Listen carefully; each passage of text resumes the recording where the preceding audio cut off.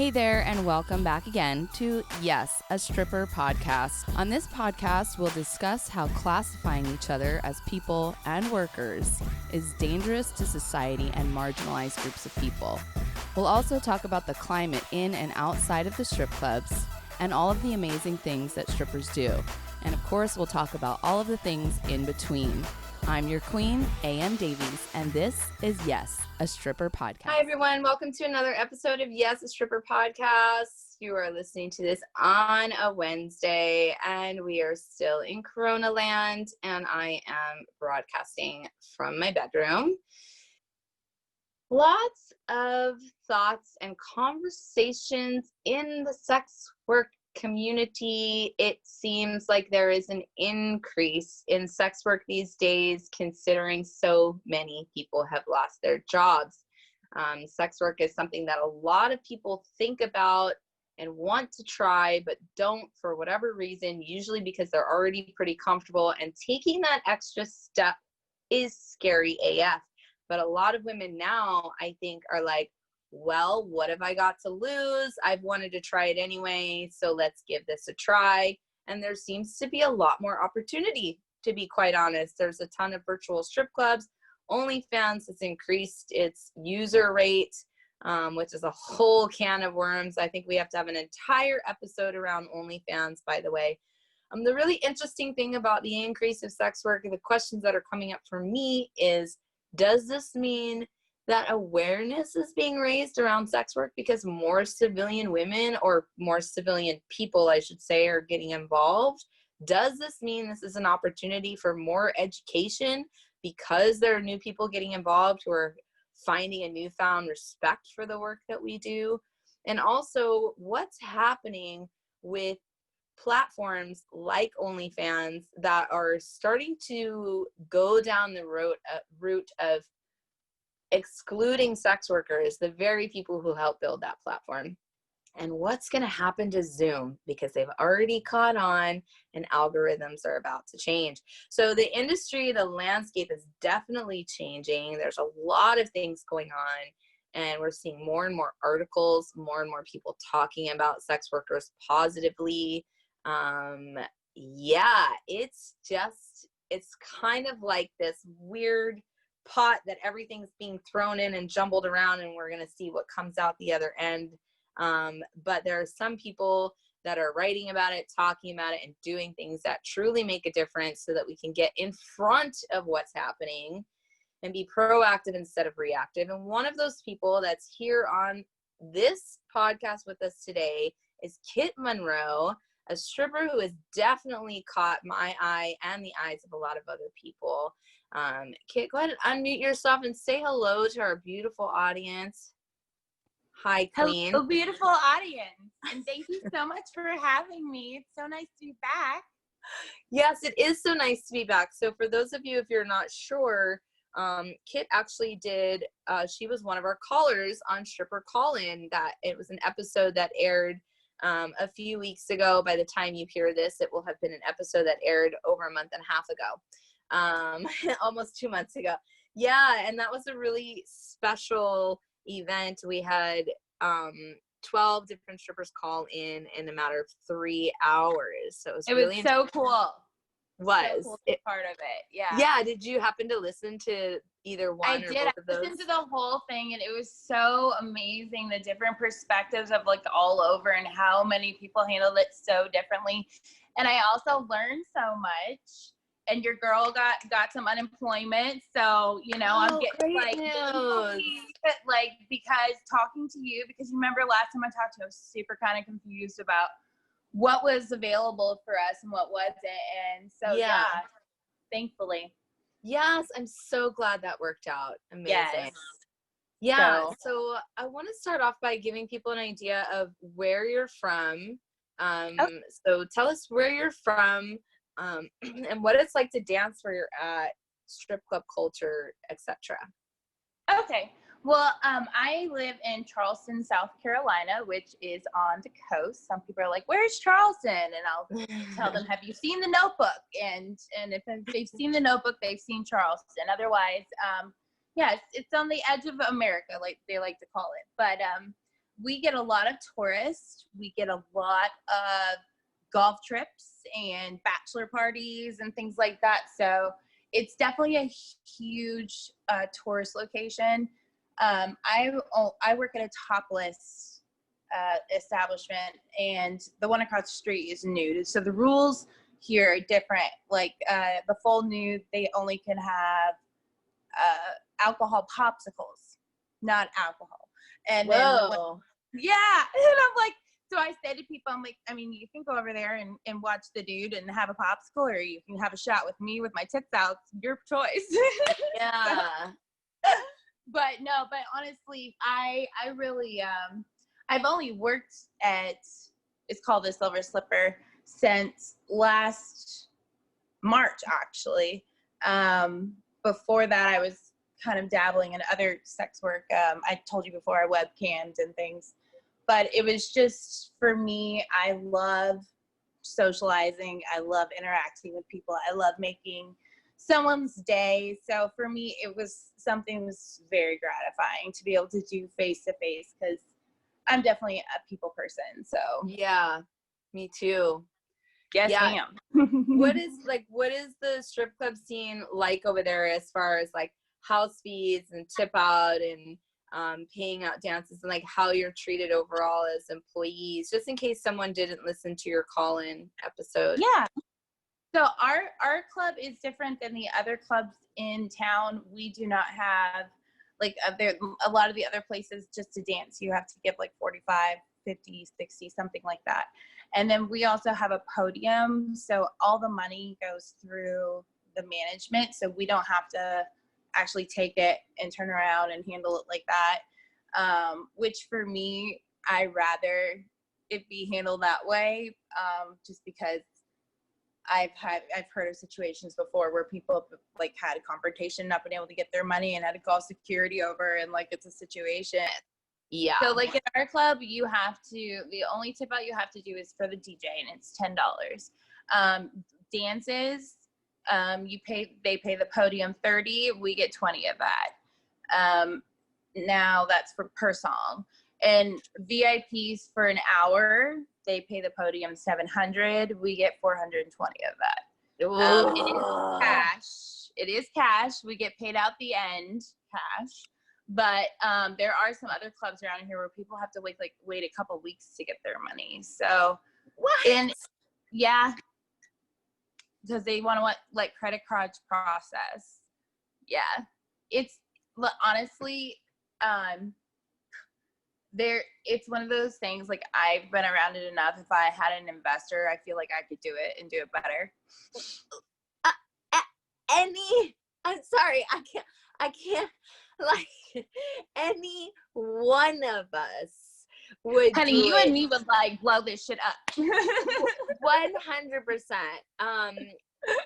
Any one of us would run this shit better. We are our own business people on the floor, non-fucking stock. Exactly. And then we see the inner workings. Like, it would not, yes, we could 100% do it better. We already are doing it now virtually. We're treating each other better.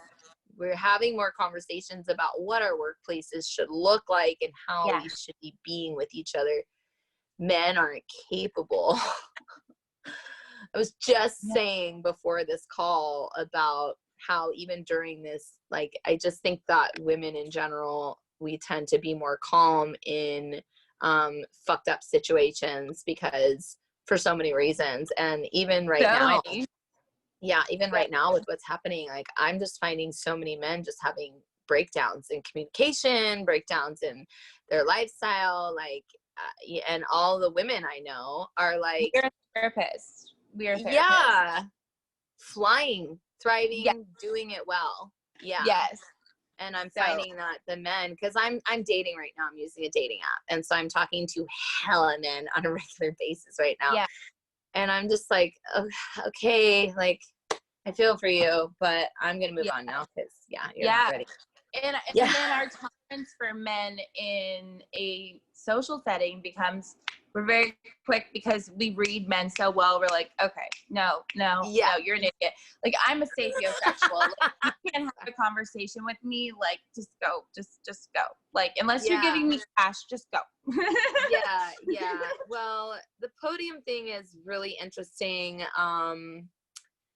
And I hear you. I've been in situations before where I was like, you owe me this much money, and they refused to pay it. Couldn't they technically refuse to pay a podium? Well, here's the way it works. They pay the podium before they go back. So they can't even go back and get a dance until they paid. But I mean, isn't that because there's nothing that happens out on the floor. Like the club across the street, they do dances and stuff. Like they do dances right there out on the floor. Us, everything's in the back.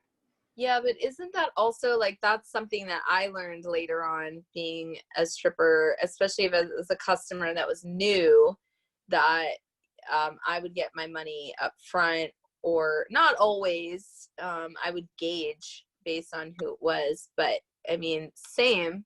We also are encouraged to get our money up front. Yeah. So, I mean, like, you know, if you're in a certain position, I mean, there's definitely guys that you can like take their card, take their cash and whatever, and just take it to the podium and whatnot. But that's just how they've always done it. I think I may have told you when I was like 18, when I lived in Phoenix for 24 hours, I went and danced at a club, and literally it was a club that you had to get the money yourself.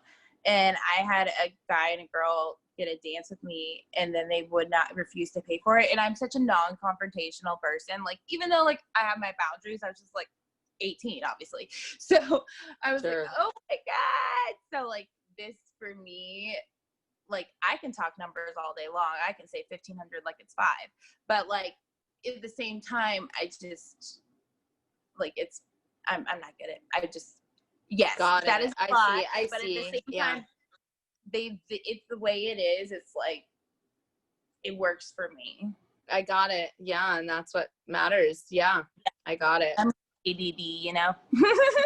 Sure. Yeah. That would not work for me. Yeah. That would not work for me. No, I feel that. And I feel like if I was around someone like, because, you know, I came in and just kind of taught myself, you know, so like if I had someone like you that like could be my work wife, they could like just teach me these things. Like I know that I could eat, you know me, I would quickly like pick that shit up. So yeah, I can tell that. But also like none of us like there's no training manual. There's no let me take you under our wing, unless you get really lucky and find that person who's willing to do that. But that's typically like not the thing, which I think I'm noticing that there are more things like that maybe starting to happen, like where there's more compassion. There's definitely like, I am the type of person, I make sure that I just am kind and cordial with everyone, and because that's just how I sleep at night. But at the same time, the club that I work at, the girls in general are super kind. And if you come in there new and they can tell you actually really want to work, there are girls that gave me some great advice. So I basically would watch people for the first couple months and like watch the ones that were really like running around making money and see how they did it and figure out, you know, like, okay, like you literally have to assess the person the second they walk in the door. Did they go to the ATM? Do they go to the bar and get a drink? Do they go and get their $20 turned into like ones? Like, what are they doing? If they're going to the ATM, like obviously they want to spend like money, but if they go to the ATM to the cash converter, then like they just want to throw bills. So it's like looking at all that stuff before you even approach the person. Yeah, totally. It's so interesting because, you know, working in Sapphire in New York and Spearmint Rhino in LA, I would very much do that. Like, we'll just, you know, observe and then make your decisions and then figure out your game based on their actions and their way of being in whatever setting. Do they have a bottle at their table? What are they drinking from the bottle? Are they just ordering beer? Yeah, I never, Or the guy that just gets water, you know he's serious, and he's in there because he's not there just to have a good time. He's in there to have some companionship. Yeah, totally. Yeah, it's so funny because I just haven't thought like that in a long time, but I do recall, like, when I first started working at Sapphire, I was like, let me learn this drink menu. Yeah. So that I can figure out how much money you're spending when you buy a bottle. Smart woman. Yeah. Yeah. So, yeah. So funny. So something that, what really inspired me to want to talk further with you is that recently you got published in a local media outlet, and it's really in the Bible Belt. Yeah, in the Bible Belt, which is so impressive, but it's really uncommon for sex workers to be past the mic. How in the fuck did you make that happen? My boss, he asked them to contact Myron, me. right? Yeah. He he just that comes back to taking care of people that take care of you, I guess. He knows that I'm articulate, and if he's gonna send anyone to talk to the paper, I guess he felt like I could represent well. But at the same time, I knew he was trying to also help me, because it's definitely helped me a lot, with trying to grow my online base and everything. But it was amazing because I had so many of my friends from work contact me afterwards, and they were just like, thank you. Like, I started crying when I originally got the text message about it, because they basically are like, look, people keep highlighting food and beverage, but they haven't really highlighted what the struggle of what's going on in the sex industry. And I was like, is this for real right now? Totally. Like, I have like a million Charleston questions. City Papers, like, is this a joke? Who's playing a joke on me? So let's break down really quick for the audience so we can give them some context. So you got published in, tell us what paper you got published in. It's Charleston City Paper. You can go online, and the article is still on there. Charleston City the name of the article is Sex Still Sells Even in a Pandemic. So even if you go on Charleston City Paper and Google search Kit Monroe, or search Kit Monroe, it should come up that way, or just the name of the article. But I can also send you a link too. Send us a link. But also, like, it sounds like they reached out to your club manager, and they were looking for a sex worker to write their like experience and perspective on what's happening, right? Yes. Well, again, like, that never happens. Never. I'm wondering, was it the editor? Amazing. I literally sent it to my mother. I was like, Mom, you've got to see this. This is like amazing. Like, I just, and that's what keeps me going, is like these unexpected crazy things that just are like soldiers of the pole, like soldier of pole, like, I was having a bad day, and like all of a sudden, like, I hear, and I'm like, oh my gosh, like, I just got, a grant from, and it's just like, so you're talking about Stripping for Strippers. Yes. And you received grant money for via Stripping for Strippers from Soldiers of Pole, which is a campaign that we ran for the entire month of April 2020, where we had strip shows on Instagram, anywhere from 1 to 2 times a day, every single week in the entire month. It was the coolest thing ever. I just it was really intense. I just love you for that. So I totally like read through the article, and I picked out questions for you. So one of the things that you say in the article is that people, in regards to people releasing themselves, is one way to relax. What do you mean by that? Also, around that same sentence, we are a coping mechanism. What did you mean by that? Well, it basically, I think of there's different people at different walks of life. I've had people walk into the club and they're dressed super nice and it's suit and tie, and I'm like, where'd you come from? And they're like, awake. Or someone that just, got back from overseas and, you know, he's only here for a day and then he has to go back over, you know, it's the people that just even having like, I believe in like human touch being it. Obviously we know it's very healing. So even touching someone on the shoulder, and having good intentions behind it, like you are releasing that comfort to him, because I feel a lot of people don't get human touch at all, you know, like they just and think of babies that, you know, end up passing away in orphanages because they were never held. So I take that further, and I think that, you know, we are, but I'm also into the fetish side of thing. I'm sorry, my answer is a little spread apart, but you know, we have people that come in specifically and they want certain things, and it's a cathartic release, whether it's, will you spank me with my own belt? Like, will you, you know, whatever. And love those. Yeah. And so for me, like seeing them happy by me saying XYZ, like makes me happy, because I know that I just made someone's day. So yeah. And so when you say releasing themselves, you mean sort of like kind of giving themselves like in a vulnerable way to like a sex worker's care? And I kind of mean like it's just like cathartic release, like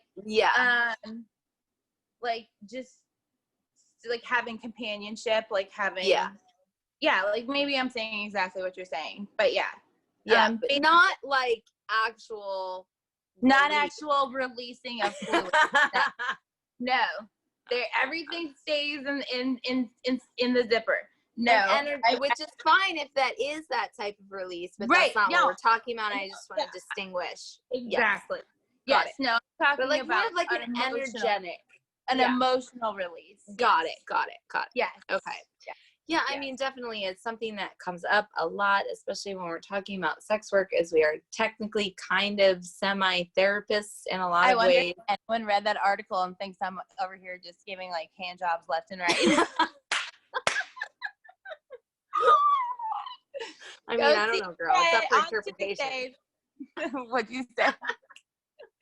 It's up for interpretation, that's for sure. That's what I try to say is like, trust me, you will leave happy and satisfied, and you can interpret whatever you want from that. Exactly.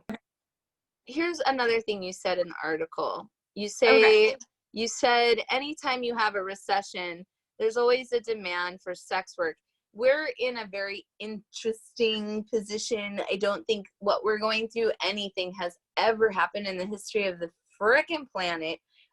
This is a pandemic one in which we're like locked in our homes on a regular basis, void of a lot of human contact. Do you think that that's like kind of why you said that there's a demand for sex work, because we as workers make ourselves so available to these people, and because there's such a lack of human contact, do you think that maybe that's why there is more of a demand? Absolutely. And that's what it is people are not able to do the things that they're normally doing to, you know, go outside and go biking, go surfing, go whatever they do, hang out with their friends. And so they still want someone to talk to. They still want to be entertained and all of those things. And so, you know, there's so many different avenues that they can be happily, you know, still feel connected. It's not obviously the same as it's not the same club. No, not at all. And it's probably better than watching when we're opening back up, and it's like, I have no idea. But it's probably better than like watching Netflix show after Netflix show. Like if we consider all of the virtual strip clubs that are happening, like we actually get to talk to them, and it's like you're watching us live, and it's like you're peeking into our lives as well. Like under no other fucking circumstances before this pandemic would I publicly live stream myself in my goddamn house, like my sanctuary, you know, like not, and so sexy when you curse. Yeah. But like, even if I was a webcam model, I would have I would have a separate like like a workspace. setup. Yeah. Because you've done webcamming, so I'm sure you know, and I'm really, really good friends with a very good webcammer. And she has expressed to me times where she's camming in her own personal space and how it sort of starts to mess with her psyche after a while, because it's like your home is no longer your sanctuary.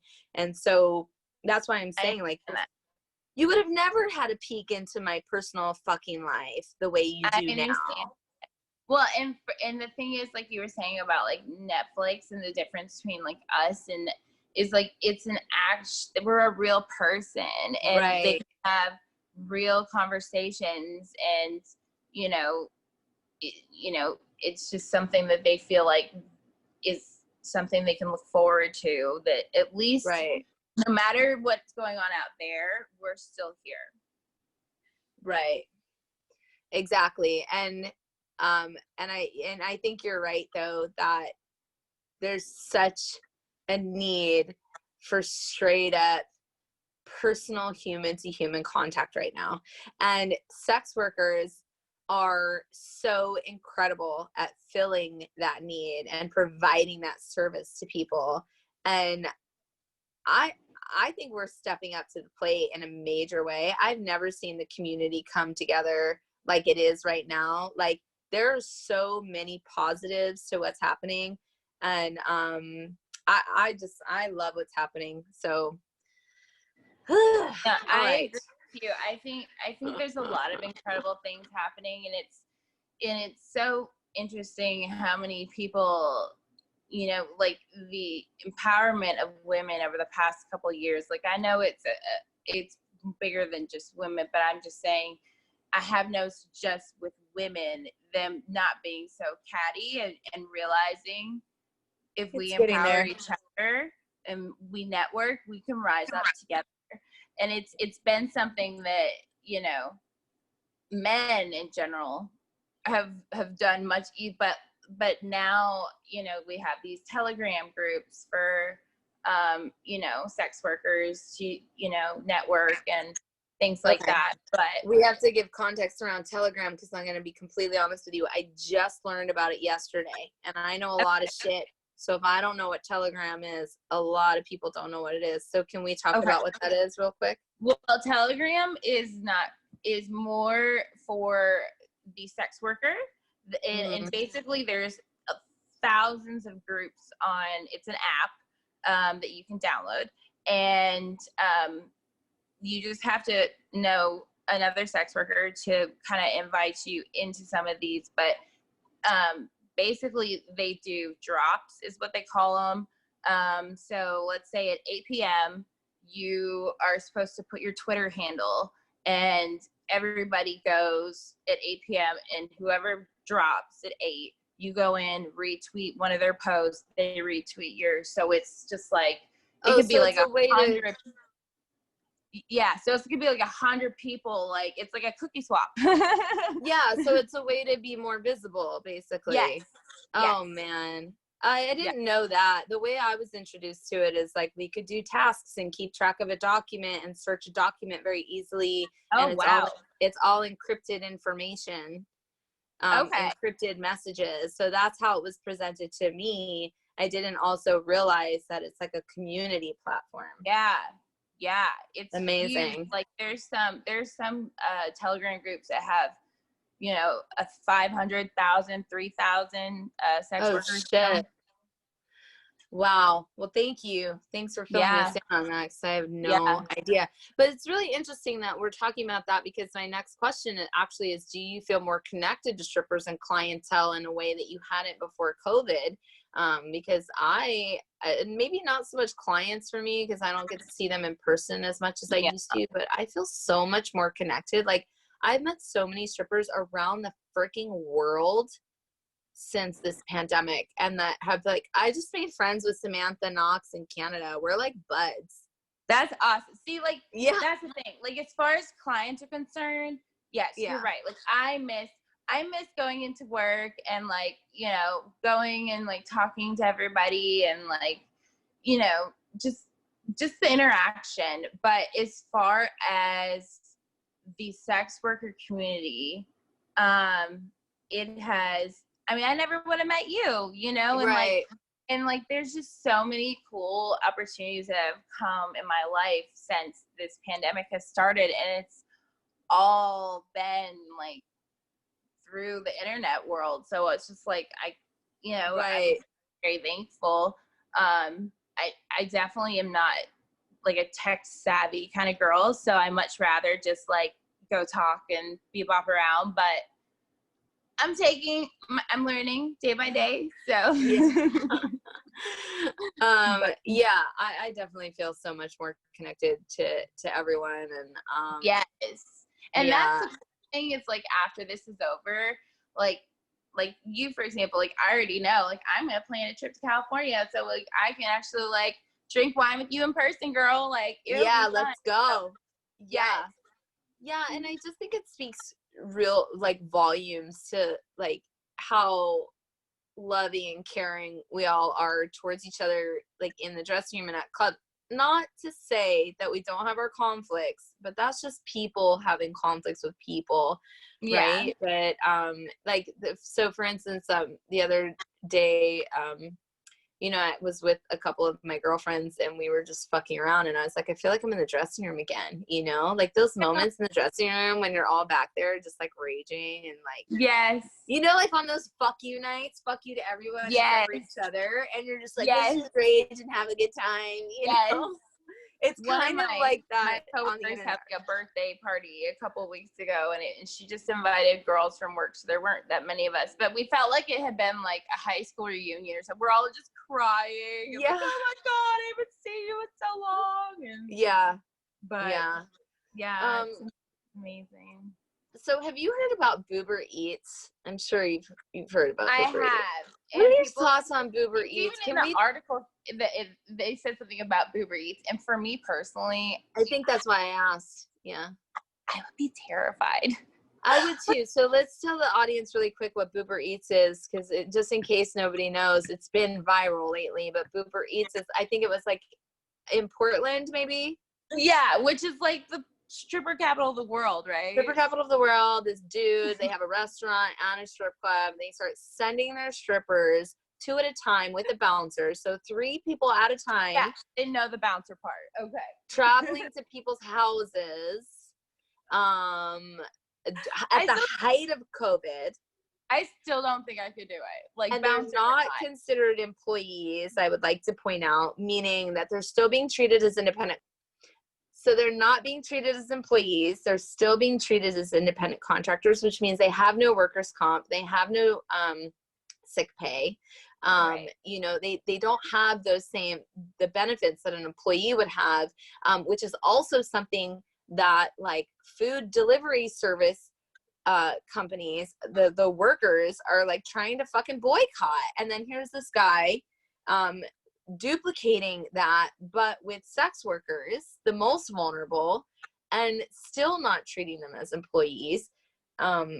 I personally don't fucking like it. The only thing I like is that there's an opportunity for the workers. That's the only thing I like about it. I don't like anything else about it. Yeah. What do you think? I don't think I think that that's not safe. And like, I'm an event planner also, and like people have been asking me to plan events, and I'm like, no, you're leading people. We're not in a place, we got to watch the numbers, and like putting people in that type, they should have done virtual, they should have done drive-through strip club. They should not have been sending people to people's houses. I mean, with the person who has a gun, you know, well, and like, it doesn't matter if you have a bouncer or not. Yeah. And it's not even that, like, you know, you're even if she's asymptomatic, doesn't mean that they're not taking it home to their family. And like, 100%. So like one of my housemates gets food delivery service during all the height of COVID, and I was always tripping. Like, are they wearing masks? Are they wearing gloves? And it was only one person. In this Boober Eats situation, they were literally sending 3 people at a time to your door at the height of COVID. The guy who created it patting himself on the back. I'm just wondering, what benefits do they get later when they get sick? And the answer is fucking none, unless he's got some backdoor plan that we don't know about. But can you please talk about that, sir? What happens when your strippers get fucking COVID? That's terrible. No. And that's the thing about most of these places in general is, you know, we don't have jobs, or we have, you know, unless I'm wrong, 401k and insurance. I mean, we have to take care of ourselves. So yes, I mean, like, yeah, he definitely was just obviously didn't have the boobs and just needed to get it delivered somehow with pretty women. So he had to hire some employees and treat them like dogs. So yeah, but the thing that what I'm seeing though is that he's happy, they're happy. I mean, that's what the media is portraying, and obviously it's like a great media kick, right? Hot girls delivering food to people's houses topless, like, oh, isn't that great? And it's that's like, terrible. what? Like, are you looking at the fucking back end though? Are you even taking a minute? Like, also, it's just such, I don't know, I have so many thoughts around it, but and then I try to be like, oh, why are you tripping? Why are you're just hating? This is my internal dialogue. Why are you hating on these people that came up with this, like, what everyone else seems to think is a great idea? So I ask myself, are you hating on it because you're jealous that you didn't think of it? Or no, is it because no one else is thinking about the other details? You just honestly, like, it's something to have waited till later on to have started something like that, but to have started it when we had no idea how it was mutating, no idea how, you know, it's like how people keep saying, like, you have a friend with one piece of glitter on and there's 10 people in a room, how many people walk around with glitter on? Like, you don't know. And so, like, that was very, very careless of him. And so, like, no, I think that there are plenty of other smart avenues to keep people safe and happy all around. Yeah. And even what if they did attract something and then every time they go to the door, they're giving it to the people at the door? Exactly. Yes. And one of the things, I'm just going to say one last thing on the subject. There was one video that I saw, and one of the dancers is like, well, you know, we're independent contractors, so, and like she was stating, I forget in what context she was stating it, but I was thinking to myself, wow, even as food delivery people, you're still being treated as an independent contractor. And any delivery service person like that works for a restaurant, they get their base minimum plus their tips, right? Yeah. If I'm wrong about that, please write in and fucking tell me. Yeah, write into her. Delivery people don't get base money plus benefits in some way, shape, or form. Are all delivery people considered independent contractors?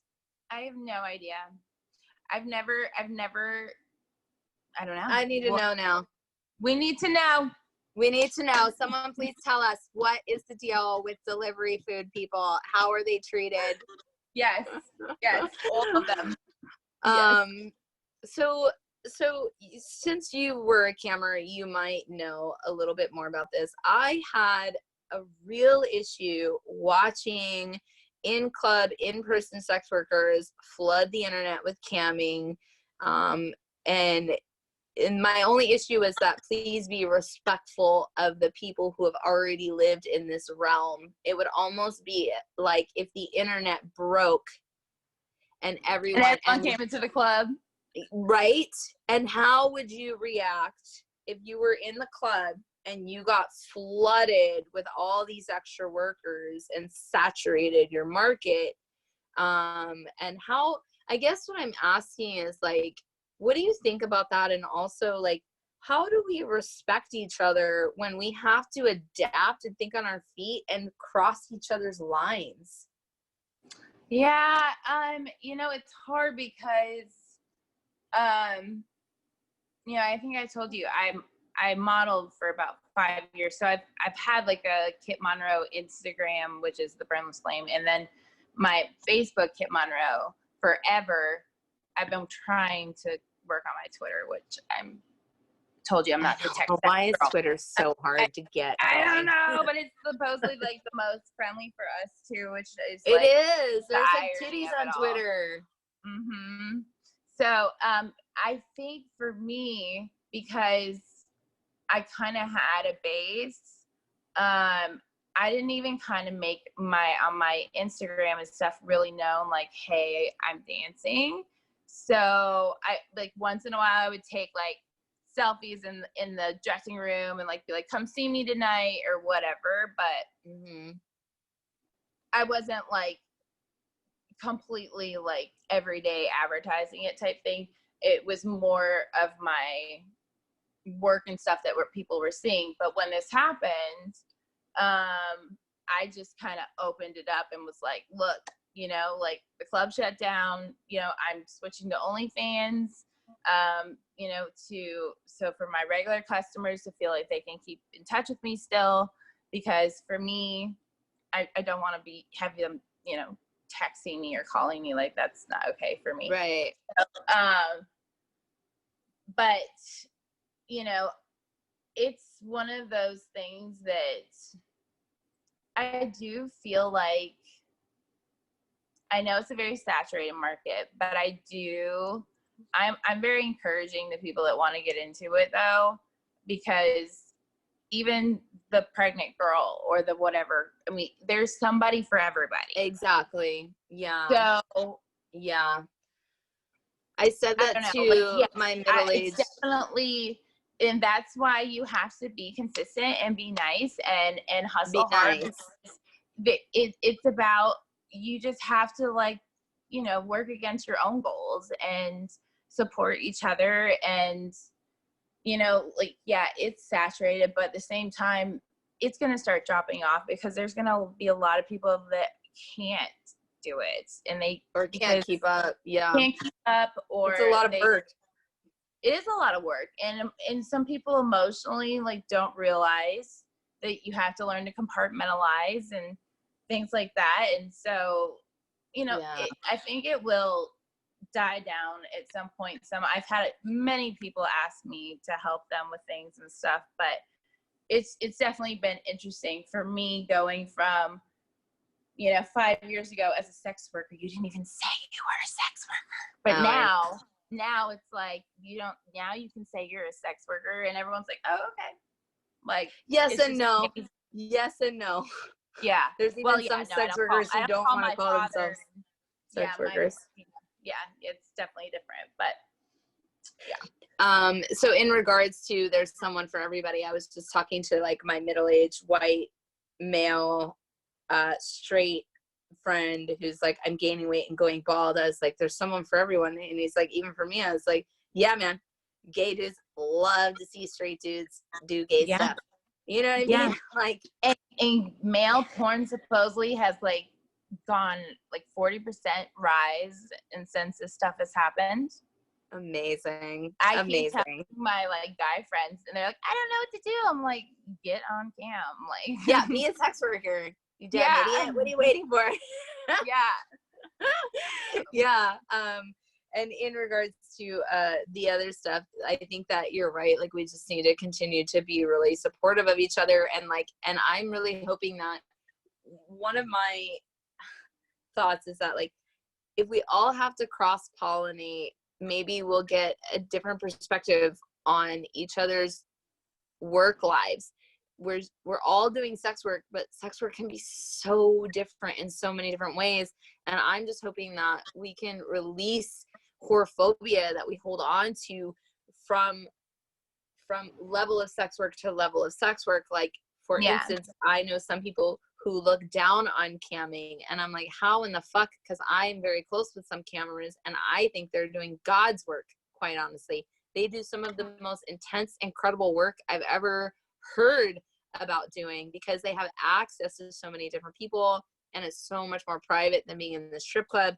And the stuff that they're able to do and help people with is just beyond its next level. And they are saving the straight men from themselves and from us. Yeah. If you educate and take care of the straight man, especially the white straight man, if you can turn them and get them onto our side, then we are winning. And that is we what gotta work workers are doing on our President Trump there, but I think Stormy Daniels is gonna have to work on that one. Yes. Oh, that's a whole episode. We could talk about swarming animals for like 2 Honey, hours. you know I'm here for the episodes. You just let me know. Yes. She's just deeply immersed in the patriarchy, which I don't judge her for. It's really hard to break how free can from you? the patriarchy. Yes. No, not at all. I tell people all the time, I'm like, he's just still mad at Stormy. That's all. He's so fucking mad. Yeah. Anyways, I don't want to talk about that fucking dude too much. But yeah, I love cameras. I've been very, very interested and concerned about their plight, because something that I heard recently was when you're a new camera, you get automatically pushed up to the top of the feed because the site is like algorithm wise on a lot of sites. Yeah. So imagine if like 100 new cameras in 1 month sign up. Yeah, I definitely, that, well, What does it there's do to definitely different ways to do it. Like, if you are a top girl, you're going to be on one of the top lists. Like, they have how many viewers is in this room. Whoever has the most viewers in that room will be on that list. But then you can go to newest, which is also, there's different ways to look at things. But okay, I definitely feel like camming is a much lonelier life than dancing. Yeah. For sure. Way lonelier. I mean, for me, I am now having to do things more technically and mentally than I have had to do physically in the past. So I have to make sure I stay on my pole, keep working out, and like, because I'm constantly like trying to find links and this and like answer questions and like talk to my OnlyFans clients and stuff. So yeah, we don't have the option to gain weight on this break. We have to take photos, we have to edit photos, we have to take videos, I have a photographer coming here in 30 minutes actually. Yeah, we don't have the option to let ourselves go, I should say. Gaining weight or losing weight, whatever, is arbitrary, but we don't have the option to let ourselves go. We don't.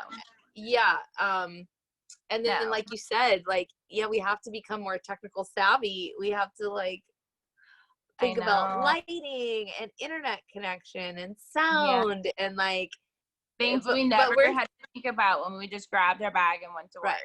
Yeah, but we're dumb now. Like, we're dumb now. Yeah. We're so stupid. I love you. You're so cute. You're so pretty. Oh, you're so pretty. I think we're gonna make out when we hang out. Okay, great. Okay. Yeah, so this one thing, this has been this was another article that I read, people making jokes about sex work like it's easy to be a sex worker, like fuck this math, I'll just be a stripper. Like, I was given a birthday card, and at the time I thought it was funny, and it took me like several years to be like, actually that card is offensive. And it's a nerd girl at the chalkboard doing very complicated math, and her thought bubble is saying, fuck this, I'll just be a stripper.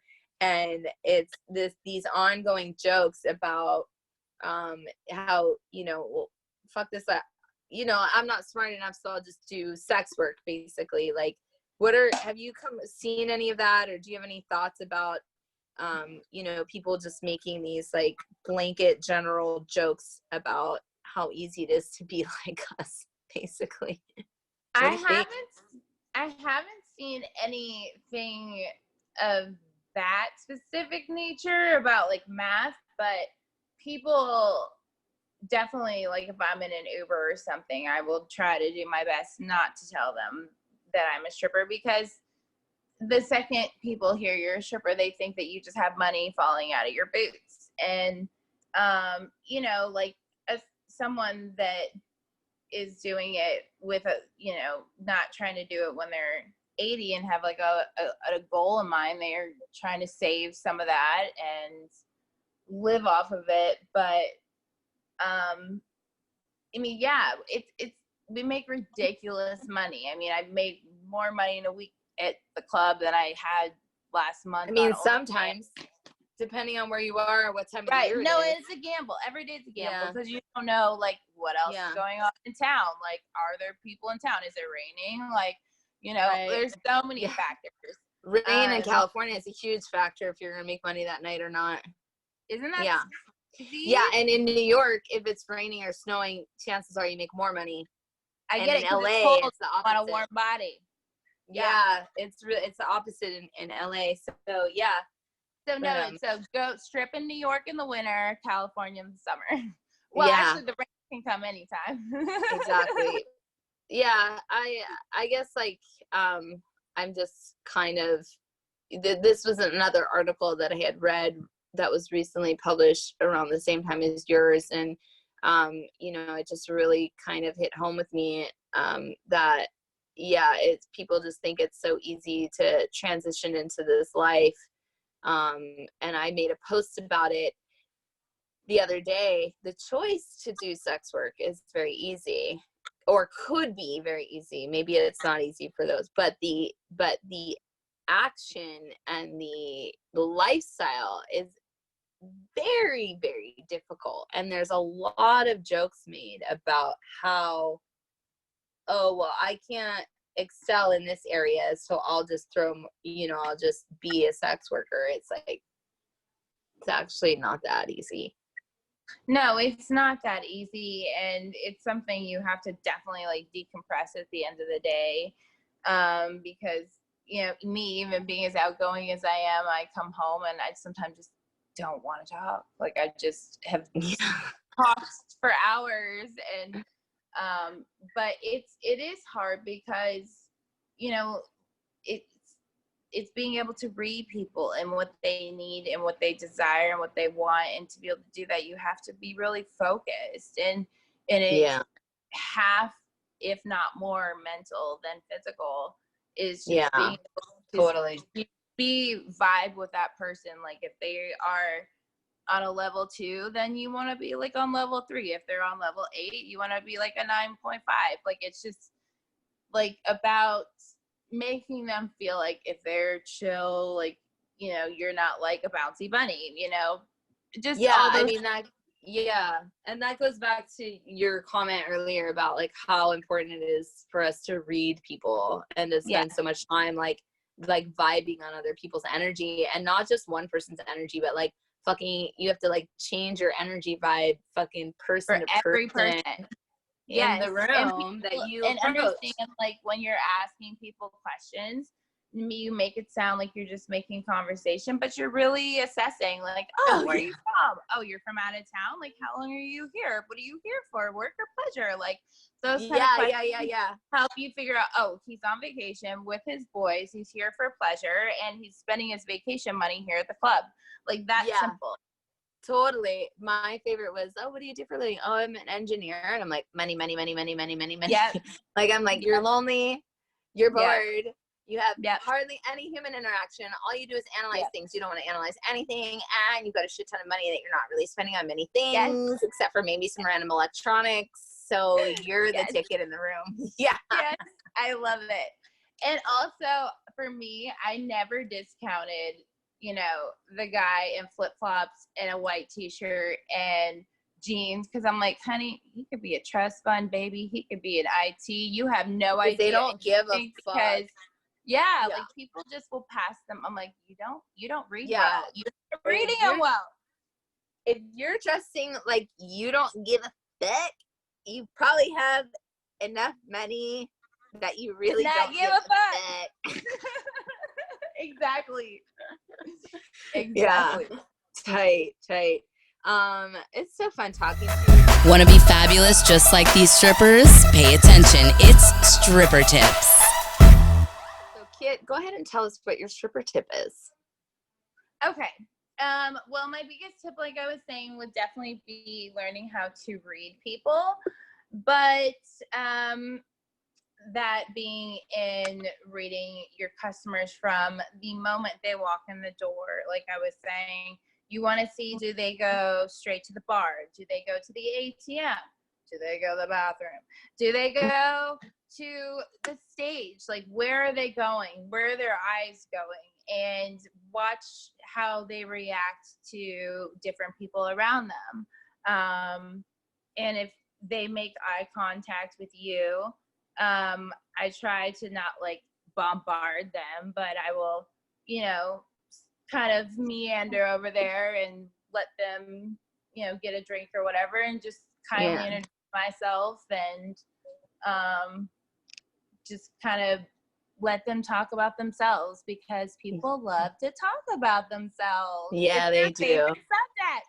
Yeah. So as long as you can, like, just keep asking them about their hobbies and interests, and when they say they don't have any, you can tell them, well, I'll be a new one for you, and just that's a good line. That's a good line. Yeah, so basically just like investigating.